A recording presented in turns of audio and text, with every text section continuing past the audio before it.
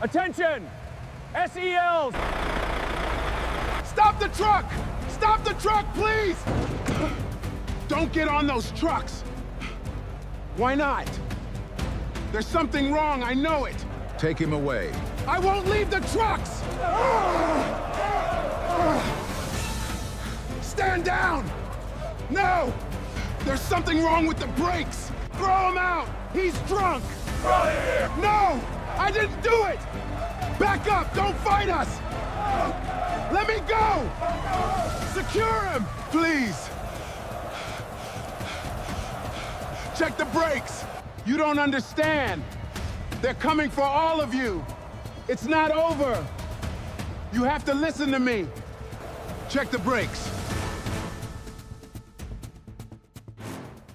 The night before the parade, the parking lot behind the base was quiet, and one man was still awake in it. His name was Jack Mercer, 62 years old. He slept on a strip of flattened cardboard behind the low concrete wall at the edge of the lot, in the one spot where the floodlights did not quite reach. He kept his corner clean. That was the first thing you would have noticed about him, if you ever noticed him at all. Most people did not. A blanket folded square, a pair of boots set side by side, the toes lined up in a perfect row.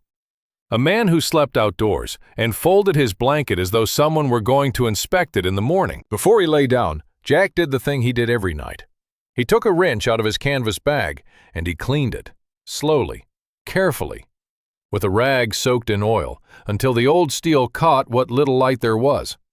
Then he wrapped it back up, careful as a man wrapping a keepsake, and set it back in its place. He did not explain it to anyone, and there was no one there to ask him why. Tomorrow there was going to be a parade, a big one. Navy veterans, the whole base turned out, a reviewing stand, news cameras on the lawn, and at the front of all of it, in the lead command vehicle, Captain William Kane. A SEAL the younger men talked about the way other people talk about a legend. He was retiring, and the parade was the Navy's way of saying thank you. Jack did not care about the speeches or the politics of it. He just knew the lot. He knew which light buzzed. He knew the sound the side gate made when the wind pushed it. He knew, the way you know your own heartbeat, exactly what that lot was supposed to sound like at 2 in the morning. Which is why, at 2 in the morning, Jack woke up. He did not wake because of a loud sound. He woke because of a wrong one. Out in the dark, up near the front of the lot, where the command vehicle sat waiting for its big morning, there was a noise. Soft, patient, touching metal. The small, careful sound of a tool being worked by someone who did not want to be heard. Jack lay very still and listened. Most men sleeping outdoors would have slept right through it. Jack did not. He knew that sound. He knew it well enough to raise the hair on his arms. Someone was underneath a vehicle at 2 in the morning, the night before the parade. Part of him wanted to get up and look. Another, the part that had learned the hard lessons of the last few years, told him to stay down, mind his own corner.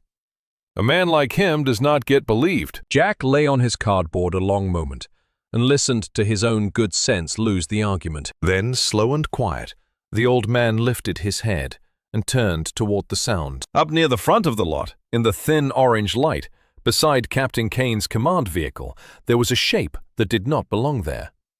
A person, crouched down low by the front wheel. Jack held his breath, and right then, he saw something that turned his blood cold. The shape was not afraid. It did not startle. It did not run. It simply rose, slowly, taking its time, in no hurry at all. Then it turned its head, and it looked straight at Jack, as if it had known, all along, that someone was lying there in the dark, watching. The shape looked straight at Jack, and Jack did the one thing that could save him right then. He did not move, not a muscle. He pressed himself down into the cardboard, into the dark where the floodlights could not reach, and he made himself part of the wall. The shape kept looking. 1 second, 2. Jack could hear his own heart beating, so loud he was afraid the figure could hear it too. If it came toward him, no one would come to help. There was no one in that lot at 2 in the morning, just him and whoever had been doing something in the dark that they did not want anyone to see. Then the shape turned away. Maybe it decided the noise was a stray cat, a gust of wind, something not worth worrying about. It bent back down by the front wheel of the command vehicle, and it went back to its work. Jack let out a breath, very softly. This was the moment he should have closed his eyes, lain still, forgotten it. That was the safe thing. That was what a man who had learned he was invisible was supposed to do. But Jack did not close his eyes. He lay there in the dark and watched. The hands moved fast, sure, certain. Not the hands of a man who was allowed to be there. The hands of someone who knew exactly what he had come to do, and wanted to be gone, fast. And something in Jack's chest, something he did not put a name to, went tight. Because he knew, the way people know the things they will later wish they had been wrong about, that what those hands were doing was a very, very bad thing. He tried to make out the face, but he could not. A cap pulled low, a collar turned up, and the dark swallowed the rest. However hard Jack strained his eyes, the face stayed a patch of black. He caught only one thing. Every time the hands moved through the thin band of orange light, something flashed. A ring, silver, heavy, wide across the finger, on the right hand. Each time the fingers moved, it caught the light and threw back a cold little spark. Jack fixed on that ring. He had no face to remember, so he remembered the ring. He burned it into his mind, every line of it, the way a man holds on to the only piece of the truth he has. Then the hands stopped. The shape stood up. It stood there a moment by the vehicle, quiet, as if admiring what it had done. Then it stepped back into the dark, and was gone. As smooth as it had come. The lot was quiet again, as if nothing had happened at all. Jack lay there a long time after the figure was gone. In just a few hours, the sun would come up, the flags would go up, the band would start to play, and that same vehicle, the one those hands had just been under in the dark, would carry Captain William Kane to the front of a parade, in front of the whole base, in front of people's wives and children, in front of the cameras. And only one man alive knew there was something very wrong inside that vehicle. An old man asleep on a piece of cardboard. A man with no home.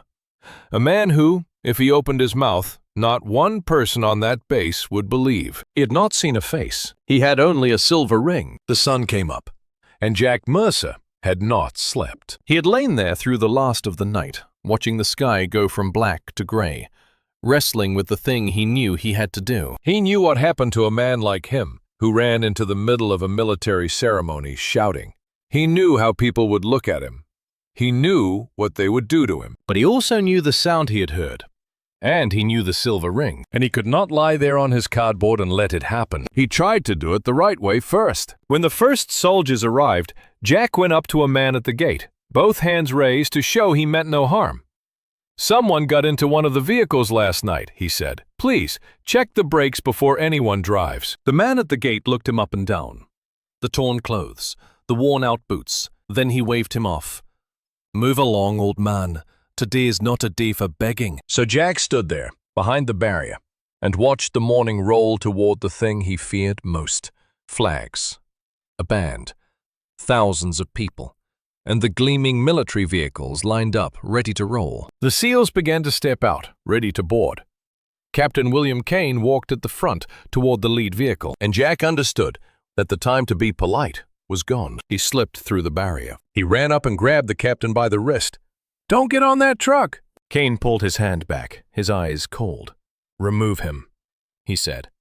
Not one word more. The military police rushed in.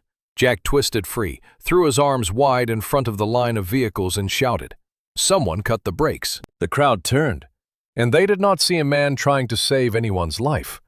They saw a homeless man wrecking a hero's day. "Throw him out!" one of them yelled. "He's drunk," said another. They grabbed him. Jack fought to stay and shouted one last time, his voice breaking over the sound of the band. "Please, check the brakes!" They wrestled him down onto the road, wrenched his arms behind his back, cuffed him, and stood him up on his knees in front of 1,000 people who were jeering. The SEALs straightened their uniforms, and one by one, they boarded. As if he had never existed. The ceremony stalled for a moment over the commotion. No one wanted the parade to run late. An officer waved a reserve vehicle forward to roll ahead and clear the way, while the police dragged the crazy man off, out of sight. The reserve vehicle started up. It rolled forward. At the first turn, the driver hit the brakes. Nothing happened. Jack heard it before he could even turn to look. The long, sliding shriek of tires across asphalt, drawn out, hopeless. The sound of several tons of steel with no way left to stop. Then the crash of metal into the barrier. People screaming, feet running, smoke. And Jack Mercer, his hands cuffed behind his back, his cheek pressed to the cold road, lay there and watched the thing he had tried to stop since 2 a.m, now burning 50 yards away. He had been right. But no one turned to look at him. No one ran to take the cuffs off and ask him how he knew. In that chaos, for most of the people there, the truth had not arrived yet.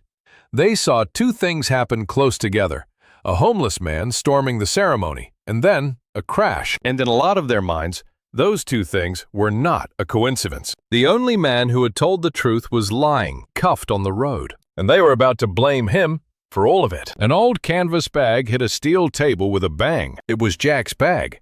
Everything he owned. A military policeman turned it upside down. The blanket, the oiled rag, and the wrench.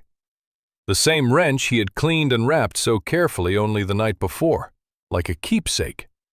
Now rolling across the cold steel, ringing as it went. An officer picked it up, turned it over in his hand, then smirked.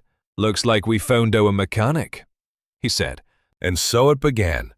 The very thing Jack had feared from the moment he decided to open his mouth. Another officer slammed his hand on the table. He sabotaged the convoy. A homeless man, hanging around the motor pool all night, carrying his own tools. What more do you need? "I came to stop it," Jack said, "not to cause it." But no one was listening. In that room, he was not a witness anymore. He was the closest thing to someone they could blame. And standing at the edge of the room, quietly watching all of it, was Commander Victor Graves. He did not raise his voice. He did not need to. Graves just leaned toward one of his subordinates and said, in a voice just loud enough for the man to hear, "Search his bag, thoroughly, and do not let him leave." Then he stepped back, hands folded behind him, with the calm face of a man only trying to do the right thing. No one in the room realized that the man quietly running it was the calmest one standing in it. Enough! The word was not loud, but it cut across the room. It was Brooks. Colonel Brooks, military police. He did not believe Jack, not yet. But he could not stand the sight of a room full of officers piling onto one old man in handcuffs. Brooks pulled up a chair, sat down, across from Jack. And for the first time all morning, someone asked him a real question. "How did you know it was the brakes?" Brooks asked. Jack was quiet a moment. "Because I heard it," he said. Brooks looked at him. "That's it," Jack said. He did not explain any more. He could not. But Brooks, who did not understand it yet, noted one thing. This man did not beg. He did not ramble. He did not try to convince anyone. He said exactly what he knew, and then he stopped. That is not how a liar behaves. When Brooks stood up to leave, Graves stopped him at the door. "I think this is fairly clear already, Colonel," Graves said gently. "An accident. Let me handle the rest." Brooks looked at him a moment. "I will sign off on an accident," Brooks said, "the minute I have looked at that vehicle with my own eyes. Not 1 minute sooner." For a very short moment, the calm smile on Graves' face went stiff. Then it came back. "Of course," he said. "It never hurts to be careful." Brooks went out to the wrecked vehicle alone, carrying a flashlight. He crouched down by the front wheel. He shone the light on the brake assembly. At first, it told him nothing, just scorched metal and spilled oil. He started to stand up, then he stopped. Brooks pulled off his glove. He ran a finger slowly along the brake line until the tip of his finger met a spot, a mark.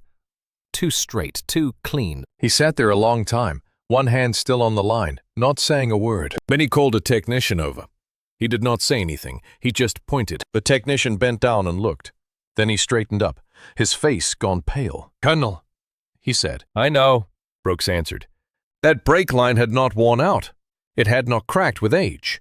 It had not failed by bad luck. It had been cut with something sharp, by a hand that knew exactly what it was doing." And in that moment, Brooks understood 2 things at once. First, the old man had told the truth. Second, somewhere on this base, someone had set out to kill, and was sitting quietly by, letting an innocent man take the fall for it. Late that night, Brooks sat alone in his office, with everything Jack Mercer owned in the world spread out in front of him. That morning, the officers had dumped the bag out like a sack of garbage.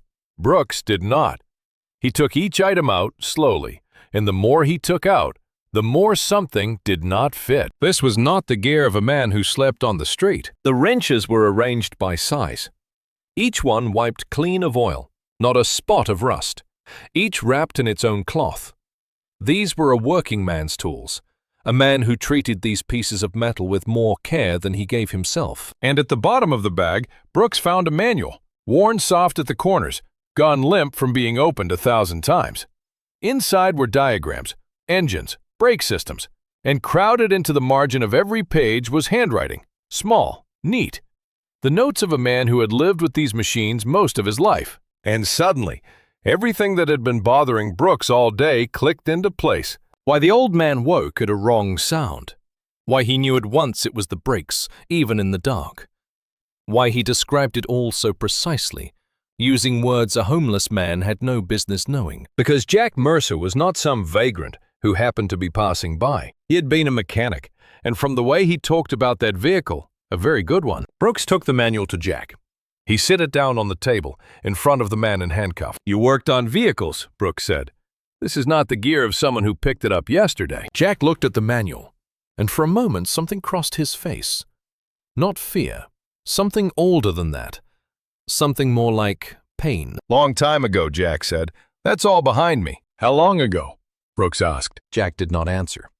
"Where did you work? For who?" Jack stayed silent. He reached out and touched the manual, very lightly, the way you touch something you thought you had lost. Then he drew his hand back. "That has nothing to do with the vehicle," he said quietly. And Brooks understood something.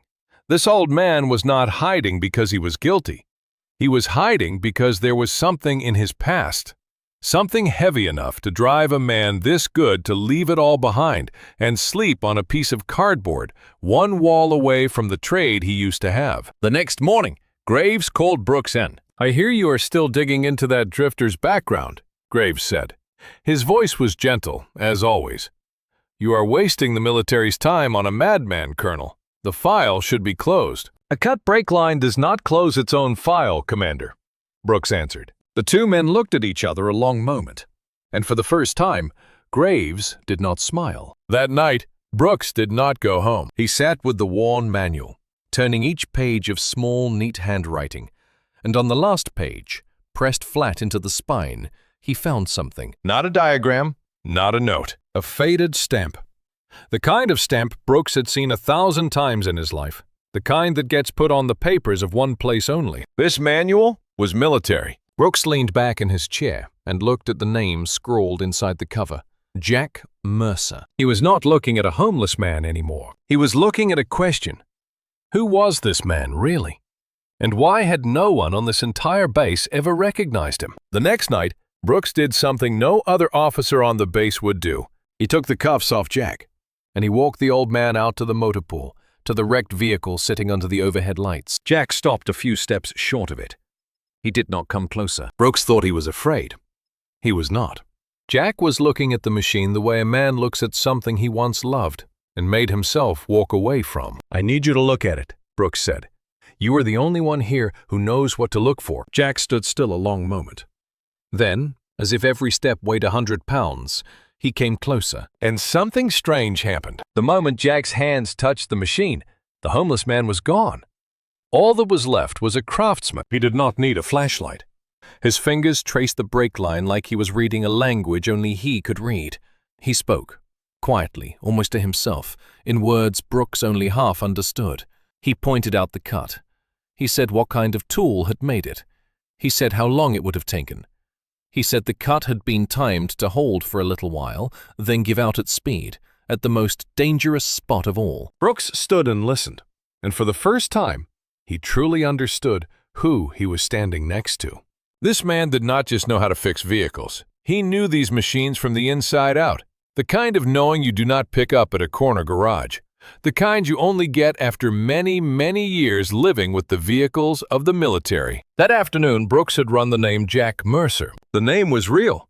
The record was real. Navy, a mechanic, more than 20 years in uniform. The man a whole room full of officers had piled on and accused of sabotaging a military vehicle had spent almost his entire life keeping military vehicles alive, except the record was strangely short.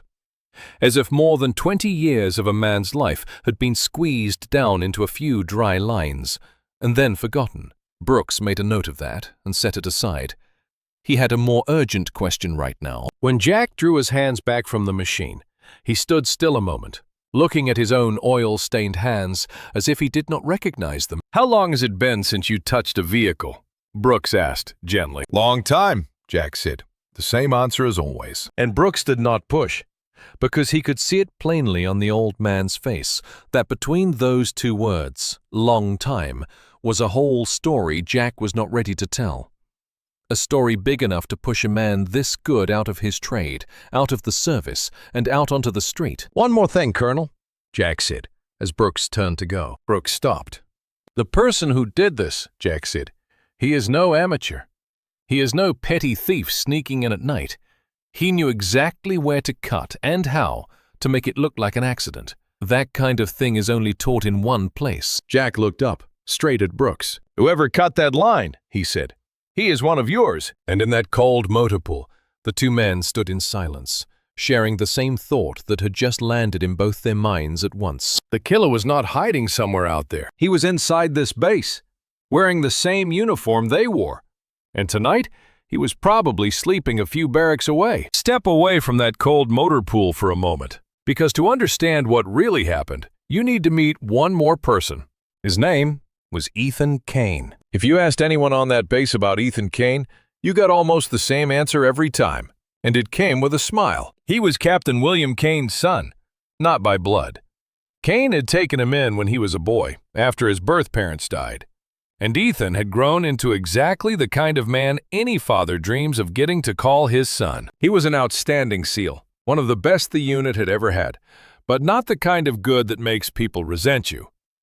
Ethan was the first to step in when someone was carrying something heavy, the one who remembered the names of the wives and children of every man under him, the one who, after every training run, stayed back until last to make sure no one got left behind. The young soldiers idolized him, the old ones trusted him, and Captain Kane, the father who had chosen him, carried a pride he could barely put into words every time he looked at his son. On the morning of the parade, before any of it happened, Ethan stood straightening the row of medals on his father's chest. "Today is your day," he said. "You deserve every second of it." Captain Kane, the man the whole base had just seen be coldly cruel to an old man, in that moment only put a hand on his son's shoulder and could not find a word to say. For Ethan, that ceremony mattered even more than it did to Captain Kane himself, because it was the day they honored his father. He had been getting ready for it for weeks. He wanted everything to be perfect for him. And then, the morning was not perfect. When the vehicle hit the barrier, when the smoke went up and people screamed, Ethan was one of the first to run toward it. He pulled the injured driver out of the wreckage with his own hands. That night, while the rest of the base talked about the crazy homeless man, Ethan did not go back to his room. He sat all night in the hospital hallway, outside the room of the injured driver, his head down, his hands clasped together. People walked past, looked at him, and saw a good young man, heartbroken over an accident on his father's big day. That was all they saw. If you had walked the base that morning and asked everyone who they trusted most in that place, a great many of them would have said the same name, Ethan Kane. But on the other side of the base, Brooks was not asking who could have done it. He was asking a different question. Who did? And from what Jack had told him, he knew where the answer lay. It was one of their own.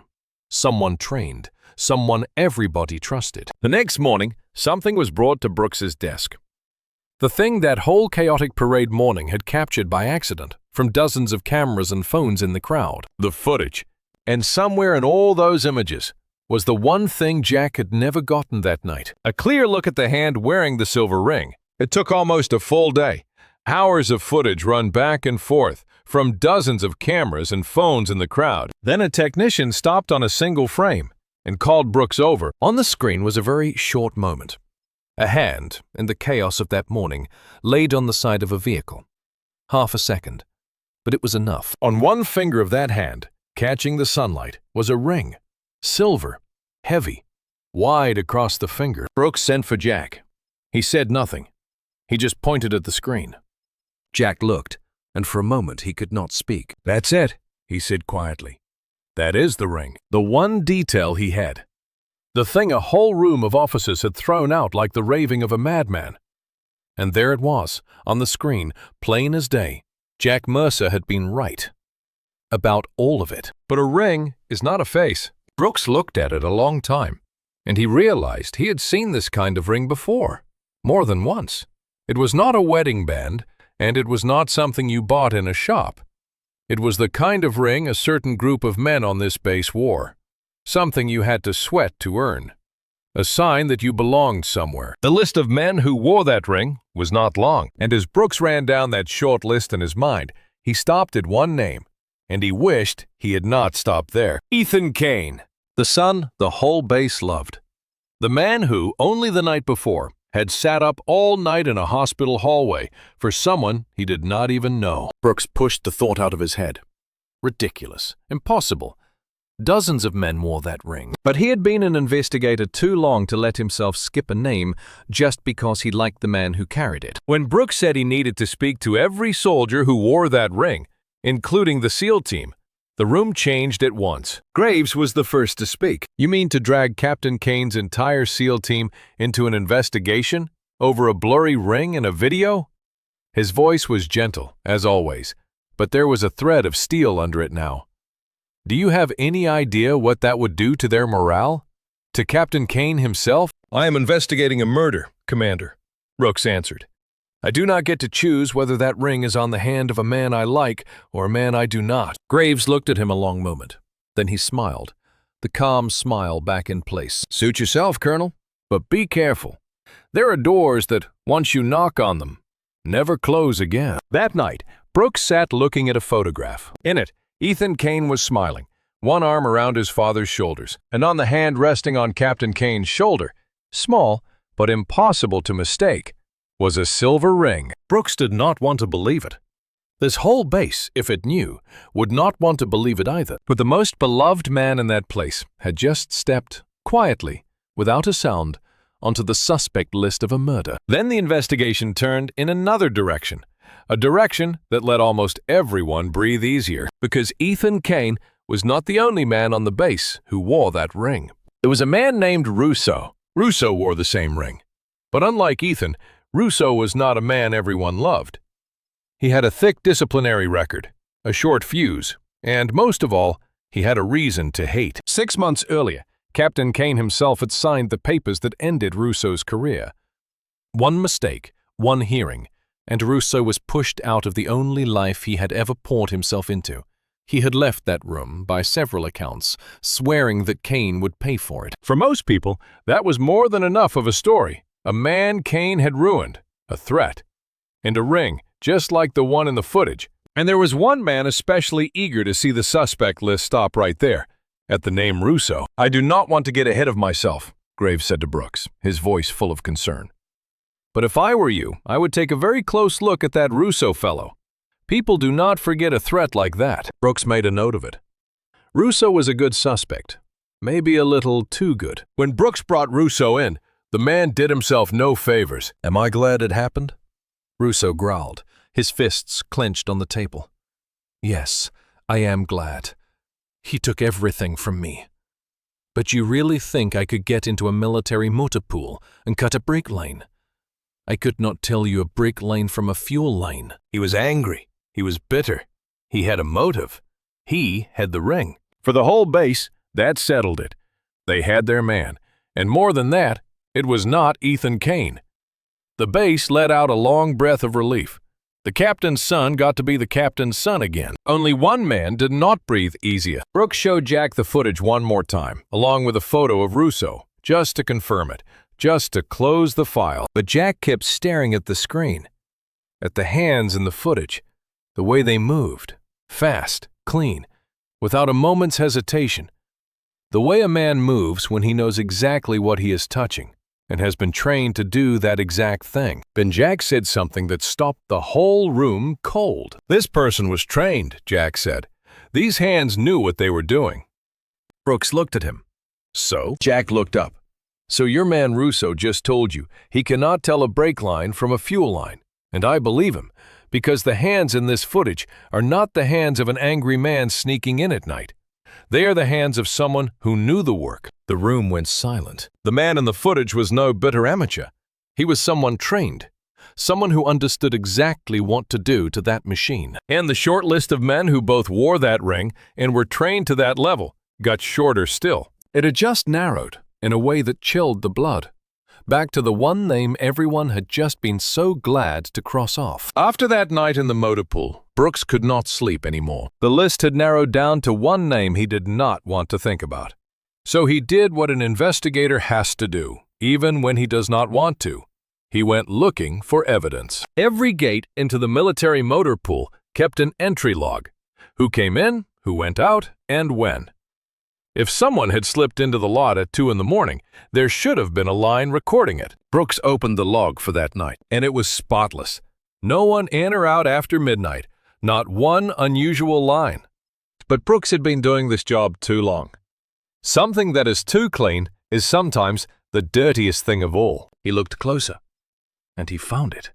A gap, a line that had been deleted, clumsily enough to slip past a man skimming, but not past a man who was hunting. Someone had edited the log for the very night it all happened. Only a very few people on the base had the access to touch those logs. Brooks took it to Graves. The log for that night was altered, Brooks said. Someone deleted a line. Graves did not even blink. Logs have errors all the time, Colonel. The man on duty mistypes, leaves something out. It happens every day. This was not a mistype, Brooks said. This was a deletion. Graves smiled, the same calm smile as always. You are putting the word conspiracy on a paperwork mistake, Colonel. Be careful. People will start to think you want a guilty man so badly that you are willing to invent one. The two men looked at each other, and Brooks understood something. He was not just hunting a killer.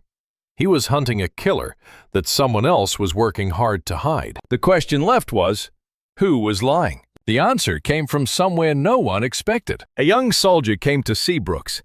He had been on watch that night.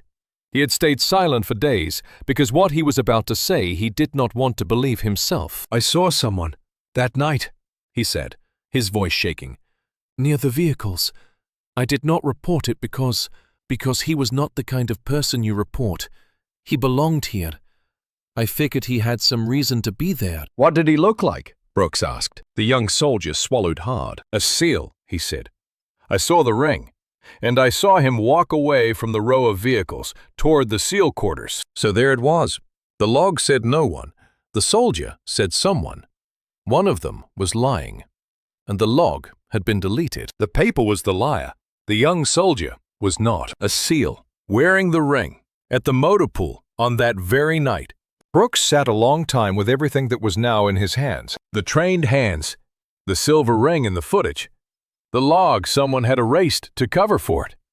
And now a witness, placing a SEAL who wore the ring right at the scene on that very night. Every road, whether he wanted it to or not, led to the same door. Brooks stood up. He did not want to do what he was about to do. This whole base, if it knew, would not want him to do it either. He went to find Ethan Kane. Brooks found Ethan Kane alone in his office late that night. He did not bring handcuffs. He did not bring soldiers. He only brought a thin folder, set it down on the desk, and sat across from the man the whole base loved. Brooks did not raise his voice. He was tired, and what he was about to do gave him no relief at all. I tried every way I could to make this not be you, Ethan, Brooks said. I swear I tried. Then he laid it out. The trained hands in the footage, the ring, the log with a line deleted out of it, the guard who had seen a SEAL at the lot that night. Brooks set it all on the table, piece by piece, and waited for Ethan to do what anyone else would do. Deny it. Get angry. Call a lawyer. Lean on the name Kane. But Ethan Kane did none of those things. He sat there, looking at the folder a long moment. And then something happened that made Brooks's heart sink. The young SEAL's shoulders came down, not the way a man drops when he is cornered, The way a man drops when he has finally set down a weight he has been carrying alone for too long. "You don't have to say any more, Colonel," Ethan said quietly. "It was me." The room seemed to stop breathing. "It was me," he said again, slower this time, as if he needed to hear himself say it. "I cut the brake line." The most beloved man on the base. The son the captain was too proud to put into words. The man who, only days before, had sat up all night in a hospital hallway. It was him. And now Brooks understood that night at the hospital. Ethan had not sat there because he was a kind man heartbroken over an accident. He sat there because he knew. Because the person hurt in that room was hurt by his own hands. And he could not walk away. "Is he going to make it?" Ethan asked. That was the first question he asked. Not about himself, not about what would happen to him. About the driver. "He is going to live," Brooks said. Ethan closed his eyes, and for the first time, a single tear ran down the face of the young man everyone thought was perfect. "Why, Ethan?" Brooks asked. His voice was almost gentle. "Why would a man like you do a thing like this?" And that was the moment the story began to come loose, because Ethan did not answer like a murderer. He did not talk about hate. He did not talk about money. He looked up at Brooks, and in his eyes was not the guilt of an evil man, but the horror of a man who has just realized he was deceived. "No one was supposed to get hurt," Ethan said. His voice broke. "They told me it would be found before anyone got on the vehicle. They told me it would only get the parade canceled. That was all." Brooks went very still. He repeated. "Who, Ethan?" Brooks asked. "Who told you those things?" Ethan did not answer right away. He glanced toward the door, as if afraid that even the walls were listening. And in that silence, Brooks understood something that changed the whole investigation. Ethan Kane was not the man who had built all of this. He was only the tool. There was someone else. Someone standing behind the young man the whole base loved, who had whispered into his ear exactly the words he needed to hear to turn him into the one who did it. And Brooks had just realized that the most dangerous man in this whole story, up to that moment, had not yet shown his face. Brooks asked again, a second time. "Who, Ethan?" And this time, Ethan answered, "Commander Victor Graves." To understand why a man like Ethan would listen, you need to know what Graves was to him. For years, Graves had been the one who guided Ethan. When Ethan was a raw young soldier, it was Graves who pulled him aside, showed him, believed in him. Graves was the one Ethan went to when he could not talk to his own father. In a military full of orders, Graves was the voice that always told Ethan he was special, that he was meant for great things. A young man will go a long way for someone who makes him feel that way. Then one day, Graves came to Ethan with a secret and a worried face. He said there was a threat against Captain Kane, something planned for the day of the parade. He said the brass knew, but for politics, for appearances, they had chosen to look the other way. He said Ethan's father was going to walk out into that crowd with no one protecting him, and Graves told him there was only one way to save him. The ceremony had to be canceled. The lead vehicle had to be made to fail. In a way, the mandatory safety check before the parade was certain to catch. They would find it. The ceremony would be called off, and his father would be safe at home. "No one will be driving that vehicle," Graves told him. "No one will be hurt. You are only saving your father's life, Ethan." And Ethan believed it. He believed it because the man saying it was a man he had trusted almost his whole life. He believed it because he loved his father more than his own life. The night he slipped under that vehicle, there were not two words in his head for what he was doing. In his head, he was saving someone. But there was no threat. There was no assassination plot. There was nothing to save Captain Kane from. There was only one thing that was true, from beginning to end. Victor Graves wanted Captain Kane's chair. And a disaster on the very day they honored Kane, a stain that could never be wiped away, was the fastest road to getting it. Graves did not need the ceremony canceled. Graves needed a body. And that safety check he had promised would catch everything? Graves was the one who made sure it never happened. He arranged for the vehicle to roll.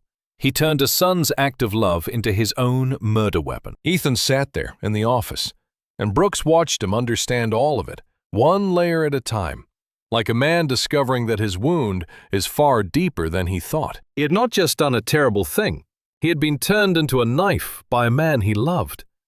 and then left alone, holding that knife, while the man who had really driven it in stepped back into the dark, his hands clean. Brooks now knew the truth. All of it. But knowing and proving are two completely different things. There was not one scrap of paper with Graves' name on it. The log he had erased. The investigation he had steered. All Brooks had was the word of a man who had just confessed to murder and the word of a homeless old man, both pointing at a respected commander that no evidence could touch. On paper, Victor Graves was still spotless, and Ethan Kane was about to carry, alone, the entire weight of a crime he had been tricked into committing. And there was one more thing, heavier than all the rest, that Brooks knew he could not avoid. It was time to tell Captain Kane what his son had done, and that the man who had given the order was the right hand he had trusted for all these years. That short record kept haunting Brooks. More than 20 years of a man's life squeezed down to a few lines. He did not believe that was an accident, so he dug deeper. He sought out the oldest soldiers left on the base, and he asked them a name. Jack Mercer. Their reaction was something Brooks would never forget. An old sergeant went still. Then he asked quietly, almost afraid to believe it, Jack Mercer. Jack Mercer is still alive. And then the story came together, one piece after another. There was a time, on this very base, when Jack Mercer was a name people spoke with respect. He was the best mechanic this place ever had. There was a time when no commander would let a vehicle roll out of the shop until Jack Mercer had put his hands on it and said it was good. Men trusted their lives to those hands, and those hands never once let anyone down. Then came the day that destroyed all of it. Years ago, Jack found a fault, a bad batch of equipment, something he knew for certain would kill someone. He reported it. He warned them. He did everything a decent man is supposed to do. And they did not listen to him. Fixing that fault cost money and time and the pride of a few men standing above him. So they pushed his report aside. They told him not to make a fuss. Then that equipment failed, and young soldiers died. When it all came apart, the brass needed a name to carry the blame. They did not choose themselves. They chose the mechanic who had signed off on the paperwork, the very man who had tried to warn them. They put all of it on Jack Mercer. They stripped him of his rank, scrubbed his name almost clean off the record, and pushed him out the gate, carrying the crime of the very men who had refused to listen. He lost his career.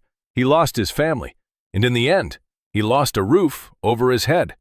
And he came back to sleep on a piece of cardboard just behind the wall of the base that had once been his whole life and had thrown him away. And now Brooks understood. He understood why an old man could run into the middle of a parade, knowing exactly what they would do to him, and run anyway. Because Jack Mercer had once stood and watched young soldiers die over a fault no one would listen to.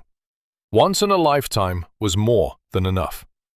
He could not lie on his cardboard and let it happen again, not even if the price was himself. The news spread across the base, and a strange silence settled over it. The homeless man they had shouted at, cuffed, wrestled to the road in front of 1,000 people, tried to pin a near murder on. He was not a stranger. He was one of them. A man better than almost everyone who had stood there laughing at him. A man who had once kept their vehicles and maybe the lives of a few of them safe. And they had looked right at him, and not one of them had seen it. But something had changed, and it changed everything. Jack Mercer was no longer the testimony of a crazy homeless man. His word was now the word of a respected expert, a man this whole base had once trusted with their lives. When a man like that says a brake line was cut by a trained hand, people have to listen. For the first time, the truth had solid ground to stand on. And on the other side of the base, a father who had just learned what his son had done was rising from his chair with a single name in his mind: Victor Graves. Captain William Kane walked into Victor Graves' office alone and closed the door behind him. For all these years, the two men had sat side by side in countless rooms. Graves was the man Kane trusted to hand everything to, the man he thought of almost as a brother. Now Kane stood there, looking at him, trying to fit the man in front of him together with the man who had turned his own son into a weapon. "You used my son," Kane said. His voice was not loud, and that was more frightening than any shout. "You looked that boy in the eye. You told him you were helping me, and you made him into a killer." Graves did not deny it. But he was not afraid either. He sat down in his chair, unhurried, as if this were only a difficult conversation about a budget. "He is a good young man, William," Graves said. "Good in a very useful way. Good men are always the easiest to lead. You only have to give them a noble enough reason." Kane's fists clenched until the knuckles went white. "You are going to pay for this," he said. Graves smiled, the same calm smile as always. "Pay with what? The word of a son who has confessed to murder and is trying to shift a little of the blame to feel lighter? The word of a homeless man? While I, from beginning to end, have only been a devoted officer trying to help an investigation." He stood up and straightened his uniform. "You have nothing, William. You have a sad story, and a sad story is not evidence." And the worst part was that Graves was right. Kane stood there, a father who had just lost his son in the cruelest way a father can, and he had nothing to throw back. The man who had caused all of this was about to walk out of the room, spotless, and be promoted on the back of the very disaster he had built. But there was one thing Victor Graves had forgotten. He had deleted a line from the entry log, and he was confident that deleting it was enough. Men like him always believe that, as long as they are clever enough, a thing then is gone for good. But Brooks did not work alone, and a thing that is deleted is not always a thing that has disappeared. For days, a technician had been patiently pulling that erased line back out of the system. And that very night, while Kane stood in Graves' office with nothing in his hands, the line came back onto Brooks's screen. Brooks looked at it a long time. The line Graves had deleted was not Ethan's name. It was Graves' own. Victor Graves had been at the motor pool that night, after Ethan had already left. His name, his time, written plainly in the very log he thought he had wiped clean. He had gone there to make sure the job was done, to make sure the fault he had promised Ethan would never be found at all. This was not a sad story anymore. This was a name, a time, a scene. This was evidence. Brooks picked up the printout of the recovered line, and he stood. The man who had once said there are doors that, once you knock on them, never close again, was about to learn that he had been right. Only this time, the door was his own. They came for Victor Graves the next morning. It was not Brooks coming alone anymore. This time, there was a warrant. There were military police, and there was the recovered line from the entry log, printed in black and white, set on the desk right in front of him. Graves looked at that page a long time. His name, his time. At the motor pool that night. For a moment, Brooks waited for him to explain. Men like Graves always have an explanation. But this time, there was none. Because this time it was not the word of a grieving son or of a homeless man. This time it was his own signature, in the very logbook he had tried to erase. They read the arrest order in the middle of the base, the very place where, only days before, he had stood with his arms folded, watching them cuff an innocent old man. The officers who had once nodded along to his every word now stood and watched him be led away. And even then, Victor Graves did not bow his head. He did not apologize to anyone. As he passed Captain Kane, he only said very quietly, just loud enough for Kane alone to hear, "You will still lose that chair, William, just in a different way." That was all that was left of the man. Not a trace of remorse, only the cruelty. But there was one person in this whole story who chose a completely different road. Ethan Kane could have saved himself. He had a perfect story to tell. He had been deceived. He thought he was saving his father. A good lawyer could have turned him into a victim, almost cleared him entirely. Ethan did not do that. When they asked him, he did not hide behind the word deceived. He said, plainly, that his own hands had cut the brake line, that whatever anyone had told him, the decision to slip under that vehicle was still his, and a man had nearly died because of it. "I believed a lie," Ethan said. "But the hands that did it were mine. I will not hide from that." On the same day, on the same base, people got to see two men, a man guilty of a monstrous crime, who would not take a single ounce of responsibility, and the young man who had been deceived, who took the full weight of his part onto his own shoulders. Justice had come. But it did not come without a price. Victor Graves would pay. But so would Ethan Kane. The young man the whole base once loved would walk into a prison, carrying a mistake he would never be able to forgive himself for. And Captain William Kane The man who had won justice was the one who lost the most. He kept his honor, but he lost his son. He lost the man he had trusted like a brother. The family he had spent his whole life building, in the span of a few days, had shattered into pieces. The truth had saved lives, but the truth spared no one. And the man who had started it all? They took the cuffs off Jack Mercer. They told him he was free, that all the charges had been dropped. He asked for nothing, not a word of thanks, not any kind of compensation.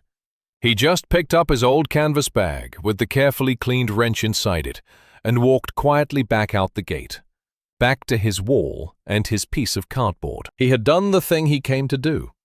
For him, that was enough. The whole base had seen the truth. But then the crowd drifted away.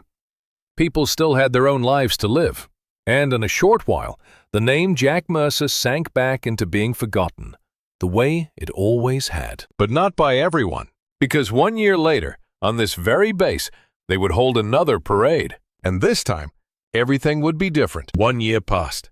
In that year, many things changed on this base. Victor Graves now sat behind bars, in a place far from the rooms of power he had once moved through so freely. The chair he had killed for, he would never sit in. Ethan Kane was in prison too. He did not appeal. He took his sentence quietly, the same way he had stood up and confessed. Now and then his father still came to visit. The two of them would sit across from each other, separated by a pane of glass. And most of the time, they could not find anything to say. And what about Jack Mercer? In that year, there was one man who would not let him vanish again. Colonel Brooks. He could not give Jack back what he had lost. No one could. But he made sure the old veteran had a decent place to stay, a real roof, for the first time in all those years. Jack did not ask for it. He did not say many words of thanks either. But every morning, people would still see him cleaning his wrenches as carefully as ever. Only now he did it in a small kitchen, under a roof of his own. And then, exactly 1 year after that terrible day, the base prepared to hold another parade. This time, nothing went wrong. The vehicles had been checked, and checked again, 3 times over. The flags flew again. The crowd came back, thousands of them, just as many as the year before. But most of the people in that crowd were new. They did not know the story.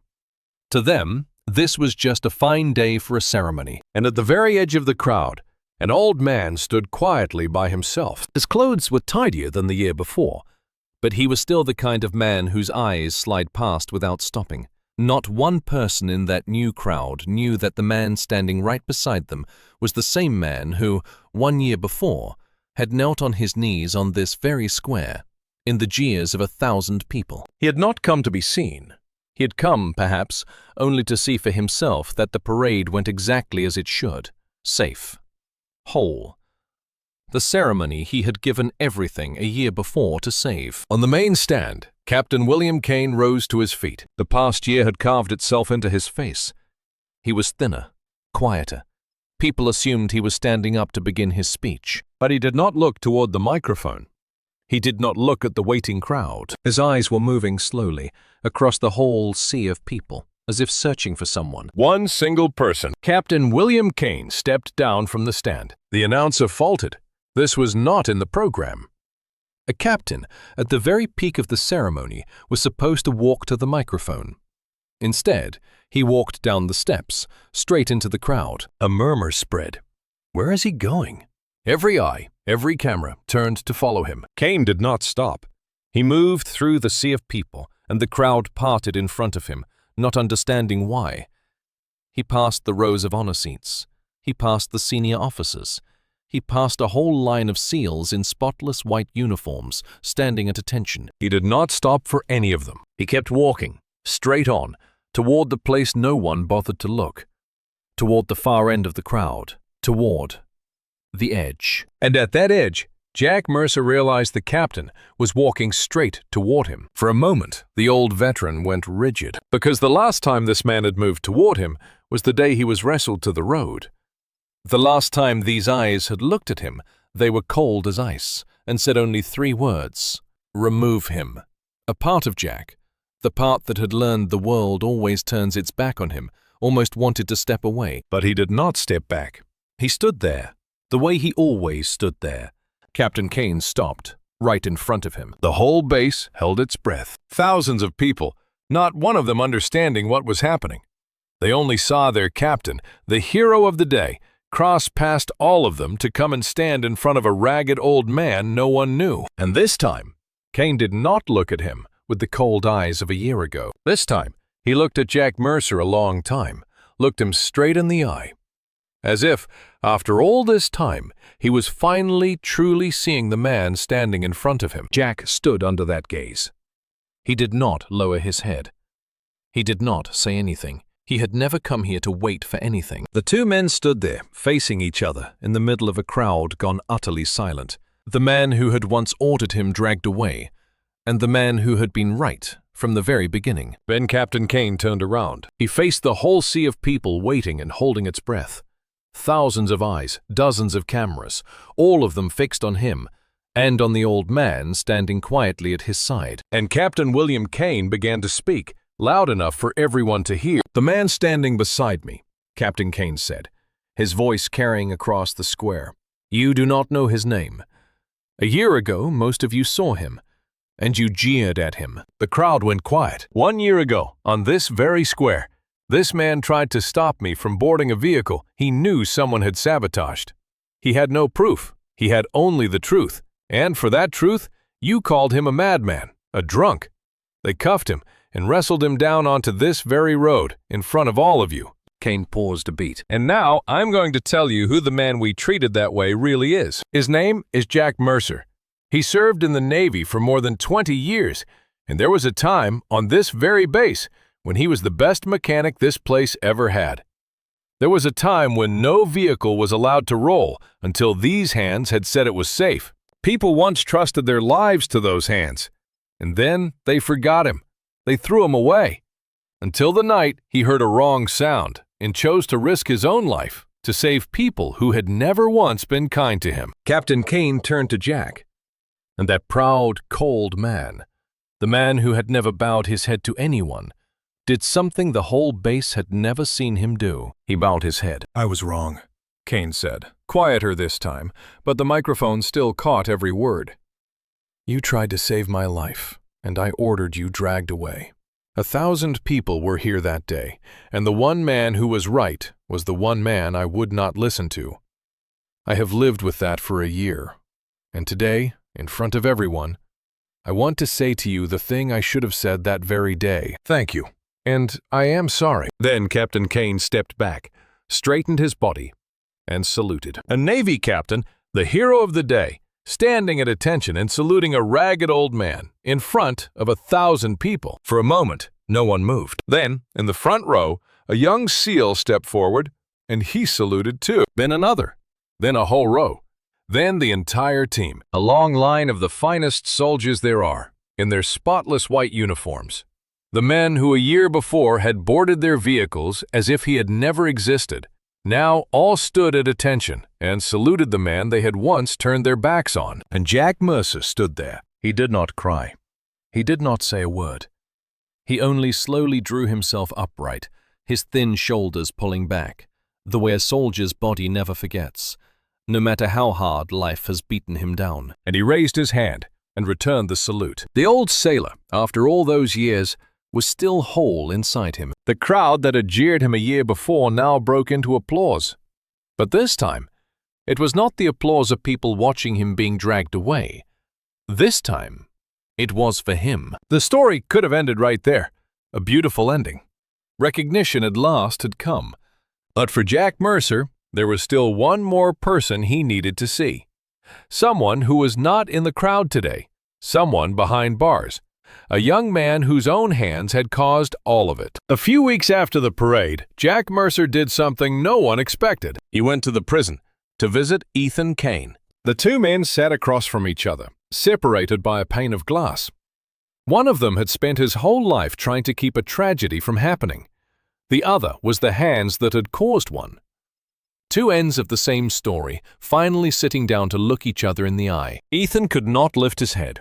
"I don't understand why you came here," he said quietly. "After everything I caused, they cuffed you. They wrestled you to the ground in front of 1,000 people, and all of it was because of what I did." He stopped, fighting to keep his voice from breaking. "I'm sorry," Ethan said.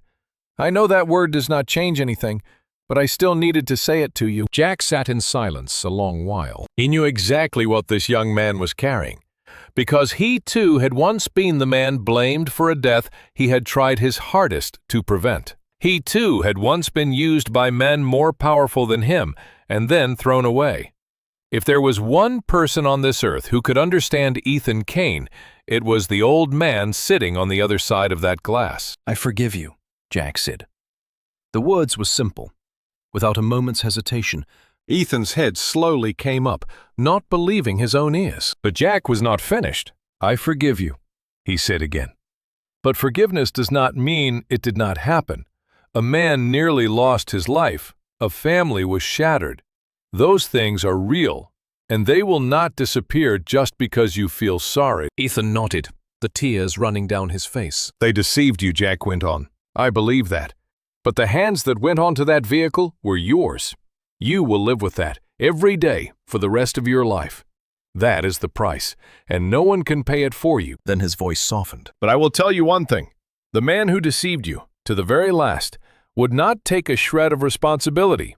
You did. When you could have run, you chose to stand and own it. That does not erase the crime, but it tells me that who you truly are is not the night you slipped under that vehicle. It is the moment you chose to tell the truth." Jack stood up.